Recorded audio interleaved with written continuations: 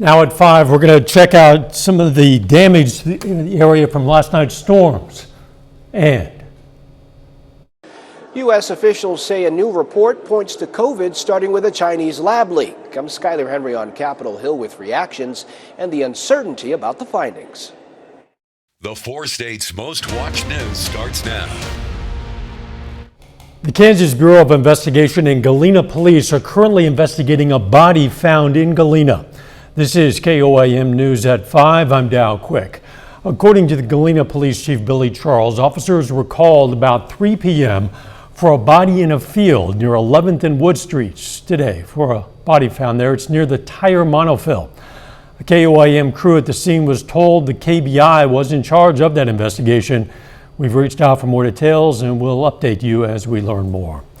The Joplin School Board wants to upgrade security systems at the district school buildings. The board laid out a more than $5 million capital spending proposal. That money would go toward a variety of projects, ranging from new buses to lead testing and security upgrades. We're looking to upgrade some of our video camera technology in the district, especially some of the older buildings. And so it's just basically, some cameras age out of their life cycle, so we replace cameras and like I said, replace some of the technology as well within some of the buildings. The board also previewed 3 messaging platforms intended to establish two-way messaging between school officials and parents. Chief Meteorologist Doug Heddy joins us now with a first look at the weather. Well, of course, we had showers. We had thunderstorms across the region last night into the morning hours, and since midnight, about a 1/10 of an inch of rain. But for the month, we're at 2 3/4 of an inch. That's pretty good for the year, about 4 1/2. So we're actually above normal, which we always want to see, especially after the drought last year. Beautiful day. We got clear skies. Temperatures are fantastic. Really, here's our weather over the next couple days. Not a whole bunch going on until we get a storm system in here later on in the week. But look at these temps, 67 in Stockton, 70 at Grand Lake, 70 in Parsons, and we're going to be even a little bit warmer than this by the time we go into Tuesday afternoon. The winds, they're going to pick up a little bit as we go through the next couple days as well. We'll drop back through the 60s, 50s, down to 40 tonight. We even have some snow in the forecast. We're going to look at that here in just a bit. Those storms last night kept crews busy cleaning up debris and clearing roads. There were several storm damage reports all across the area. In Joplin, strong winds knocked down a utility pole at East 4th and Ozark. It also knocked over several trees, some of which, as you see, landed on vehicles. Pittsburgh also saw some strong winds. This is video from the Pittsburgh Middle School. As you can see, the winds brought down a big tree at the school. A farm east of Carthage, Missouri saw some damaging winds. A row of trees was knocked down. The farm's owner says it seemed like a tornado tore through. Well, I mean, it's going to take a little while to clean up, but I think we'll get it done. You can submit photos of the storm damage on our website, koamnewsnow.com/photos. The theory that the COVID-19 outbreak began with a laboratory leak in China is back in the headlines. The Department of Energy says it has data that makes that theory plausible. It comes as House Republicans launch an investigation into the origins of COVID-19. Skyler Henry reports from Capitol Hill. 2 sources familiar with the U.S. government's COVID-19 origins investigation tell CBS News there's new classified reporting from the Department of Energy that supports the lab leak theory. The sources confirm the Energy Department is making this assessment with low confidence in the finding, but an earlier analysis from the department also pointed to an accidental lab leak in Wuhan, China. Across U.S. intelligence, there is no consensus about how the pandemic started. There are some elements within the intelligence community that have reached conclusions on one side. There are others that have come to conclusions on the other. Monday, China's foreign ministry spokeswoman responded to the news, saying the relevant parties should stop vilifying China. The World Health Organization said last summer a deeper probe is required into whether a lab accident is to blame. House Republicans are beginning their investigations into the origin of COVID-19. 2 weeks ago, they issued a series of letters to current and former Biden administration officials, including Dr. Anthony Fauci, to turn over documents and testimony. Some GOP lawmakers have been vocal about the lab leak theory. We were completely shut down, called conspiracy theorists, and had our reputations tacked and savaged. There is an intense desire on the part of Republicans here on Capitol Hill, and I hope my Democrats will join us, to get to the bottom of this. Republicans say they also want to know if the U.S. government was helping to fund the research at the lab. Skylar Henry, CBS News, Capitol Hill. A Biden administration official says the president specifically requested an assessment of the national labs, which are part of the Department of Energy. U.S. Treasury Secretary Janet Yellen made an unannounced trip to Ukraine today, meeting with the Ukrainian President Volodymyr Zelensky, and emphasizing that the U.S. will continue to provide support. The U.S. believes China is close to agreeing to begin supplying Russia with weapons for use in its war with Ukraine. President Biden is warning of consequences if it takes that step. China insists it remains interested in a peaceful resolution in Ukraine and accuses the U.S. of fueling the fight by sending weapons to Ukraine. A deadly shipwreck at sea near the tip of Italy killed more than 60 children and adults.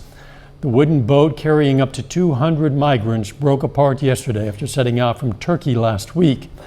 The migrants, mostly from Afghanistan, Pakistan, and Iran, were spotted by border agents over the weekend, but a patrol dispatched to intercept them turned back because of rough weather. Still ahead, recognizing the importance of taking care of your heart. It's American Heart Month. I'm Dr. Malika Marshall with one woman's story about how the gift of life gave her a second chance. Plus, the potential link between head injuries and cancer risk. Those stories next in Health Watch. Topping today's Health Watch, the government wants to put new limits on some telehealth prescriptions. The DEA proposed new rules to require patients to have an in-person medical evaluation before being prescribed most prescription medications by their doctors. Patients would still be able to get less addictive medications like antibiotics or birth control prescribed to them by their doctors via telehealth. But prescriptions for other drugs to help with pain or sleep, for example, would require an in-person evaluation before getting a refill. A head injury might increase the chance of developing brain cancer later in life. That's according to researchers from the UCL Cancer Institute, who found such trauma leads to mutations and inflammation that can cause certain brain cells to become cancerous. February is American Heart Month, and Dr. Malika Marshall brings us the inspirational story of a competitive cyclist who has a second chance at life with a new heart. Kim Dolan was living a full life as a wife, mom, pastry chef instructor, and self-described exercise fanatic. In order to be able to taste and eat my sweets and my students' sweets, I exercised like a fiend. An avid cyclist, Kim had competed in 15 triathlons and an Ironman competition. But in 2016, she went for a swim and was so winded, she barely finished one lap. Then, while hosting a dinner party, I had to stop during the meal and go lay down, and that's unheard of. Kim went to the ER and was in severe heart failure. Inside of the muscle wall is all these trabeculations and spongy looking muscle that over time that predisposes the heart to becoming weak and dilated and causes heart failures. Kim was diagnosed with a genetic condition called non-compaction cardiomyopathy. My children and my husband were she did an Ironman. What are you talking about? Patients may not have symptoms for years, but eventually the condition worsens. She was treated with medications and used an artificial device to keep her heart pumping. Eventually, Kim needed a heart transplant, and she received her new heart here in Boston at Tufts Medical Center. Our goal when we do a transplant is to get people to get back to some sort of normalcy, get back to their lives, doing what they love. And, Kim is really doing that now. It's been 5 years since Kim's transplant. Last summer, she took part in a competition for organ recipients and living donors. At 62, she won gold in the 5K and 20K bike races. How did it feel? I think what it was is I'm back. I can do this again. I've done it. Back doing what she loves and living her best life. Dr. Malika Marshall, CBS News, Boston. The condition Kim has is considered rare, but doctors say it might be more common than we think since people may not have signs or symptoms for years. A study in the Journal of the American Heart Association highlights the dangers of food insecurity. Researchers found lack of access to healthy food is linked to high blood pressure for some Black and Hispanic women of childbearing age, which puts them at a risk of pregnancy complications. And that is a look at today's health news. A little bit later, how lawmakers are pushing for more U.S. companies to move toward a 4-day work week. Plus, the fantastic temperatures are going to stick around for a few more days and then some changes. We'll look at that coming up.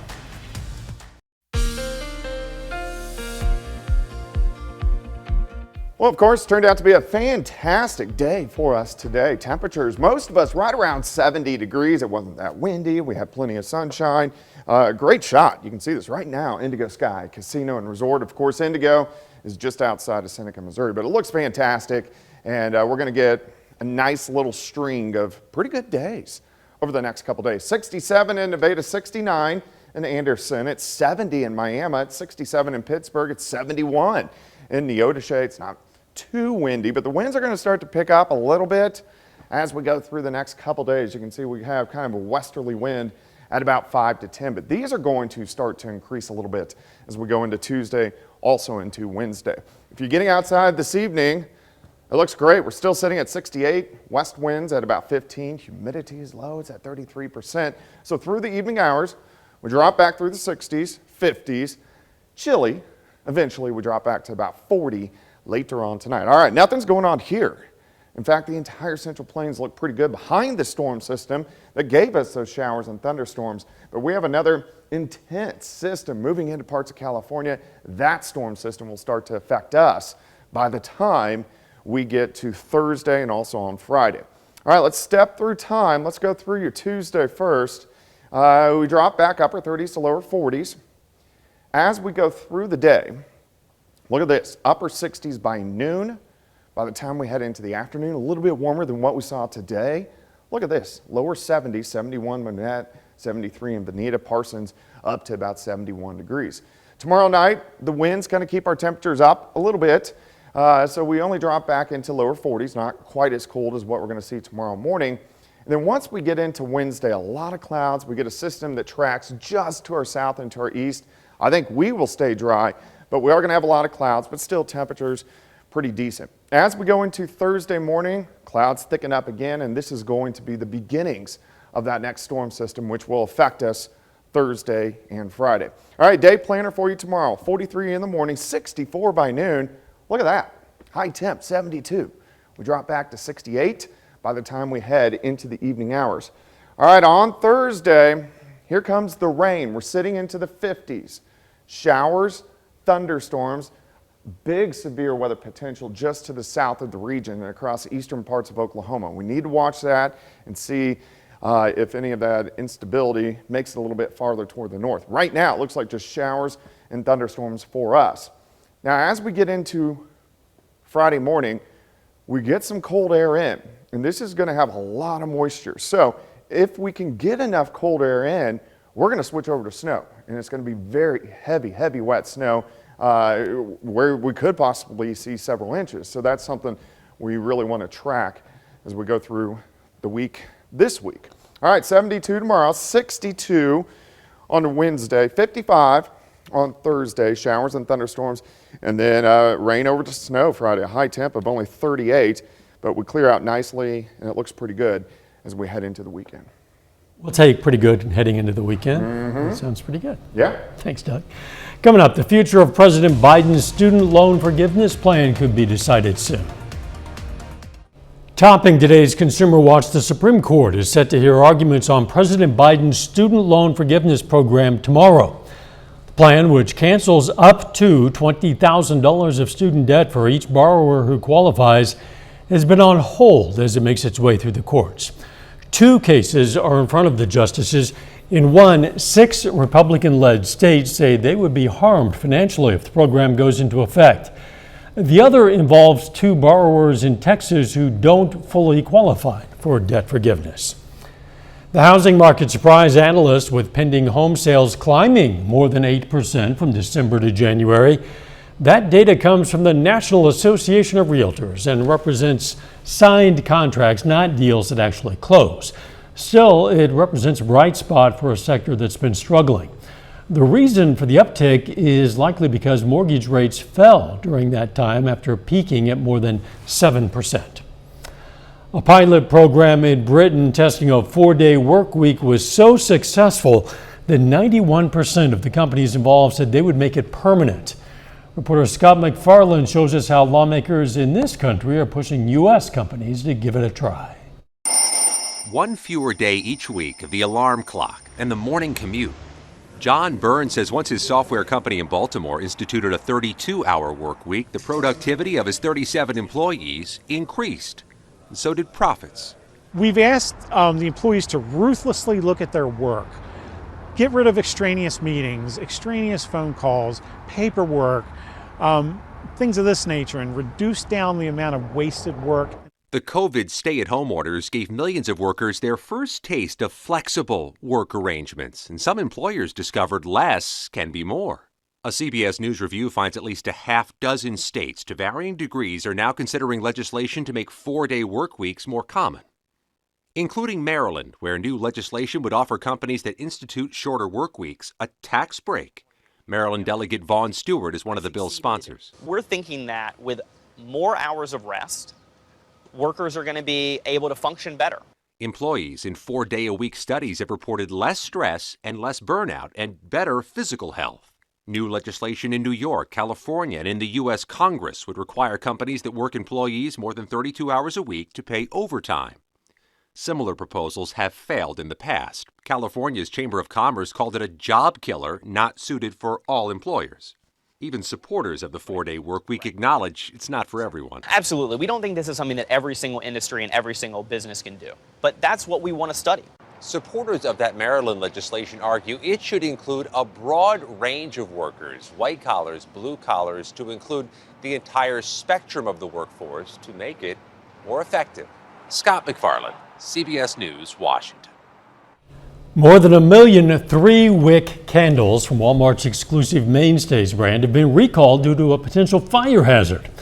The Consumer Product Safety Commission says several 14-ounce Halloween and autumn-themed candles have wicks that can burn too close to the glass container, causing them to possibly shatter, cause fires or injuries.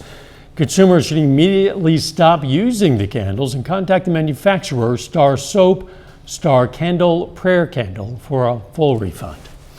A final check of the forecast next.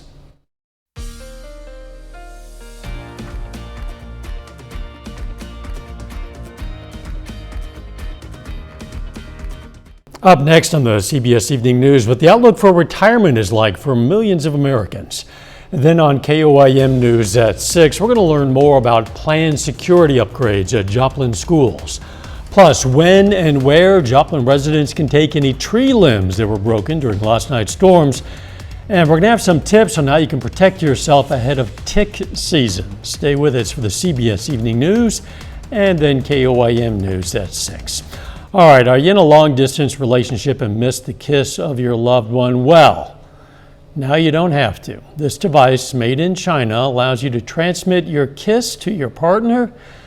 Yeah, I know it's weird. It's advertised as a way couples can share real physical intimacy. The device is outfitted with pressure sensors and actuators with a silicone mold of a person's lips. It can also transmit the sound a person makes while kissing. The user downloads a mobile phone app to pair with their partners. Once on a video call, replica kisses can be exchanged. It kind of freaks me out a little bit. Yeah, me too. Interesting. Yeah.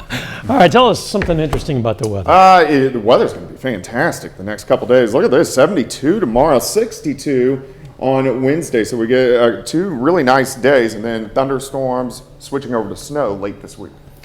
Thanks for joining us. CBS Evening News is next. Of course, we're going to be right back here at 6. Let's make it a great evening.